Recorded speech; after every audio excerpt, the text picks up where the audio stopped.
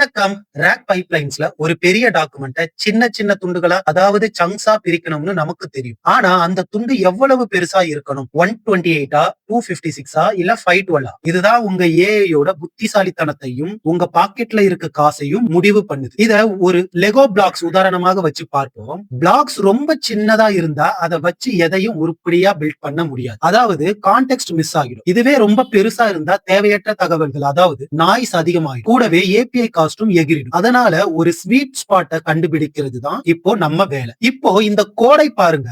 ஒரே பிடிஎஃப் 128 256 அப்புறம் 512 மூணு சைஸ்ல பிரிக்கிறோம். 128ல 320க்கும் மேல சங்க்ஸ் கிடைக்குது. ஆனா 512ல வெறும் 82 தான். இப்போ இது ஒவ்வொன்னுக்கும் எம்பெடிங்ஸ் கிரியேட் பண்ணி சிமெண்டிக் சர்ச் ரன் பண்ணி ரிசல்ட் எடுக்கிறோம். இது ஒரு இன்ஜினியரிங் காலேஜ் ப்ராஜெக்ட் அல்லது ஆபீஸ் டாஸ்க்கு ரொம்பவே முக்கியமான ஸ்டெப். நாங்க இத எல்லாமா 3.2 மாடலை வச்சு செக் பண்ணப்போ பர்சனலைஸ்டு மெடிசன் பத்தின கேள்விக்கு 256 சங்க்ஸ் சைஸ் ஓரளவுக்கு நல்லாவே பதில் சொல்லிச்சு. ஃபெய்த்ஃபுல்னஸ் மற்றும் ரெலவன்சின்னு ரெண்டு விஷயத்திலையும் இது ஸ்கோர் பண்ணுவோம். அதாவது ஏஐ சொல்றது உண்மையா இருக்கா அப்புறம் கேட்ட கேள்விக்கு தொடர்பா இருக்கான்னு செக் பண்றதுதான் இதோட வேலை. நாம இப்போ ஒரு ஏஐயரால இருக்கோம். இந்த பாக்கெட் சைஸ் நாலேஜ் உங்களுக்கு இன்டர்வியூல ரொம்பவே கை கொடுக்கும். இந்த வீடியோவை உங்க காலேஜ் ஃப்ரெண்ட்ஸ், ஆபீஸ் கொலீக்ஸ் மற்றும் ஃபேமிலி மெம்பர்ஸ்க்கு ஷேர் பண்ணுங்க. அவங்களையும் அப்டேட்டா வச்சுக்க உதவுங்க. அடுத்த எபிசோட்ல கான்டெக்ஸ்ட் என்ரிச்டு ரேக் பத்தி பார்க்கலாம். நான் கிருஷ்ணன். மீண்டும் சந்திப்போம்.